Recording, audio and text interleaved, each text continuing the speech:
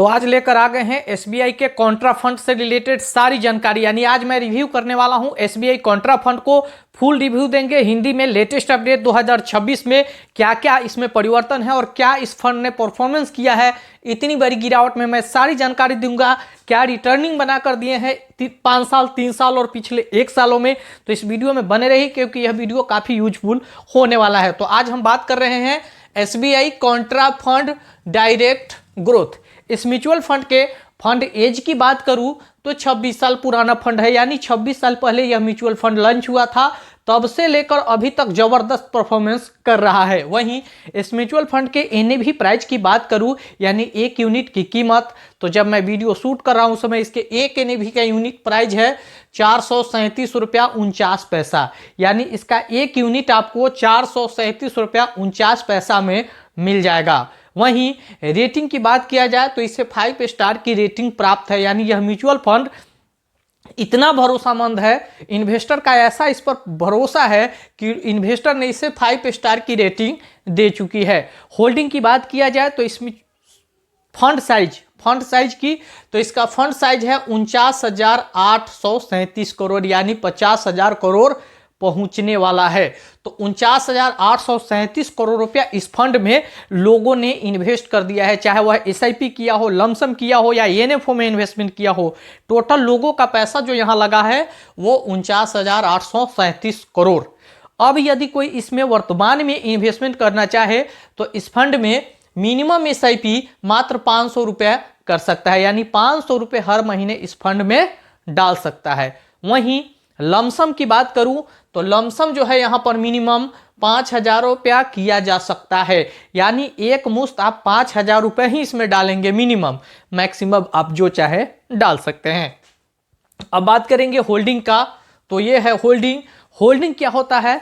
तो जो mutual fund में लोगों ने यहां पैसे लगाए इस कॉन्ट्रा फंड में 49,837 करोड़, उस पैसा को इस म्यूचुअल फंड के फंड मैनेजर जहां होल्ड किए होंगे, जहां लगाए होंगे, वही होता है होल्डिंग। तो इसका होल्डिंग जो है इक्विटी सेक्टर का है और इक्विटी सेक्टर के डिफरेंट 95 सेक्टर में जो है इन्वेस्ट किए गए हैं। डिफरेंट सेक्टर का मतलब हुआ कि हर क्षेत्र में, जैसे वह टेक्नोलॉजी हो, हेल्थ केयर हो, सर्विसेज हो, फाइनेंस हो, कैपिटल गुड्स हो, एनर्जी हो, कंस्ट्रक्शन हो, इंफ्रास्ट्रक्चर हो, यानी हर एलोकेशन में पैसा इन्वेस्ट किया गया है, तो वह होता है डिफरेंट सेक्टर। तो इस तरह के फंड जो है काफी अच्छे माने जाते हैं और ये फंड तो वैसे ही जबरदस्त फंड है। चलिए अब बात करेंगे होल्डिंग एनालिसिस, यानी कितना परसेंट कहाँ इन्वेस्टमेंट है। तो देखिए इक्विटी में 90.85% का इन्वेस्टमेंट है। इक्विटी यानी जो यह फंड है उसमें 90.85%। डेप्ट में 4.47%। डेप्ट क्या होता है, जैसे ट्रेजरी बॉन्ड, गोल्ड, इसको काफी सेफ सेक्टर माना जाए, चाहे जैसे कमोडिटीज और बॉन्ड। तो इस तरह के फंड में 4.47% का इन्वेस्टमेंट है। और रियल एस्टेट में है 0.90%। रियल एस्टेट को मतलब हुआ कि जमीन और मकान से रिलेटेड, तो ये भी काफी सेफ माना जाता है। आज के डेट में जमीन और जो है इस तरह के एसिड है जो दिन प्रतिदिन बढ़ता जा रहा है, डिमांड ही बढ़ता जा रहा है। तो रियल एस्टेट में 0.90% का इन्वेस्टमेंट है। और कैश जो है यहाँ पर 3.78% रखा गया है। अब इस म्यूचुअल फंड में कैश क्यों रखा गया है, तो कैश इसलिए रखा जाता है कि बेहतर इन्वेस्टमेंट अपॉर्चुनिटी यदि मिले तो उस कैश को जो है वहां इन्वेस्ट किया जाए और अच्छा रिटर्निंग बनाकर निकाला जाए, ताकि जो इसके इन्वेस्टर हैं, जो कॉन्ट्रा फंड में इन्वेस्ट करते हैं, उनको बेहतर रिटर्निंग दिया जाए और इस फंड का ग्रोथ बना रहे। इसलिए इसे कैश रखा जाता है। दूसरा एक चीज और है कि एसबीआई म्यूचुअल फंड हाउस में यदि कोई समस्या आती है तो फिर इस कैश से उसको मैनेज किया जाएगा, इसलिए भी कैश रखा जाता है। अब जो है कुछ चार्जेज वगैरह की बात कर ले, यानी यदि इस म्यूचुअल फंड में कोई इन्वेस्ट करेगा तो उसे क्या क्या चार्ज देने पड़ेंगे। तो देखिए इसका एक्सपेंस रेशियो 0.68% है। इस फंड के हिसाब से काफी ठीक ठाक है, 0.68%। वहीं एग्जिट लोड जो है यहाँ पर 0.25% 30 दिन, यानी 30 दिन के अंदर निकलेंगे तो 0.25% आपको एग्जिट लोड देना पड़ेगा, यानी यह एक प्रकार का पेनाल्टी है। और यदि 90 दिन के पहले निकले और 30 दिन के बाद तो 0.10% आपको एग्जिट लोड लग जाएगा। एग्जिट लोड एक प्रकार का पेनाल्टी है। तो यदि आप लॉन्ग टर्म के लिए इन्वेस्ट कर रहे हैं तो आपको एग्जिट लोड नहीं लगेगा। और मैं हमेशा कहता हूं कि म्यूचुअल फंड में लॉन्ग टर्म के लिए ही इन्वेस्ट करें।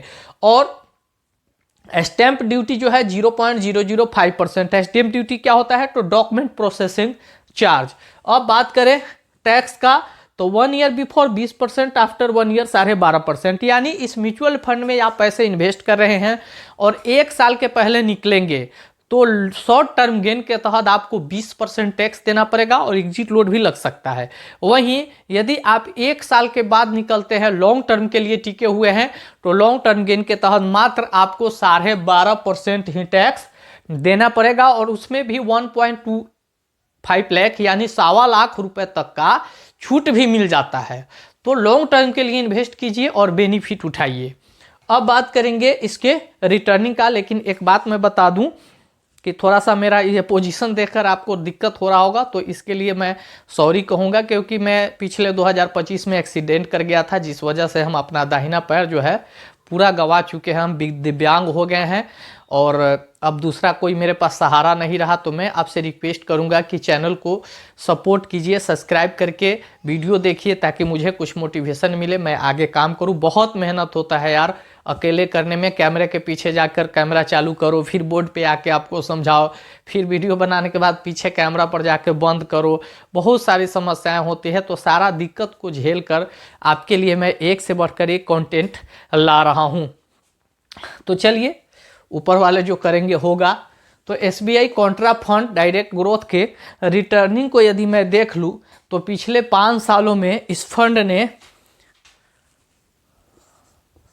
24.72% यानी 24.72% का रिटर्निंग बनाकर दिया है। वहीं 3 साल का रिटर्निंग को देखा जाए तो 3 सालों में यह फंड 21.49% का रिटर्निंग बनाकर दिया है। और पिछले 1 साल का रिटर्निंग देखा जाए तो 1 साल में यह फंड 6.15% का रिटर्निंग बनाकर दिया है। यानी 1 साल में यह कम रिटर्निंग दिया है, लेकिन इतनी बड़ी गिरावट में भी यदि यह पॉजिटिव में है तो इसको अच्छा मानेंगे, क्योंकि यह फंड काफ़ी ज़बरदस्त फंड है। तो SBI कॉन्ट्रा फंड से रिलेटेड जानकारी मैं देने का कोशिश किया हूं। वीडियो आपको अच्छा लगा हो तो एक लाइक जरूर करके जाइए, और यदि कुछ पूछना चाहे तो कमेंट करके पूछ लीजिए। और यदि इस चैनल पर पहली बार आए हैं, वीडियो मेरा अच्छा लगा हो तो मैं रिक्वेस्ट करूँगा कि चैनल को जरूर सब्सक्राइब कीजिए, ताकि इसी तरह के मैं एक से बढ़कर एक वीडियो लाते रहता हूँ। तो चलिए मिलेंगे किसी नेक्स्ट टॉपिक पे, तब तक के लिए जय हिंद।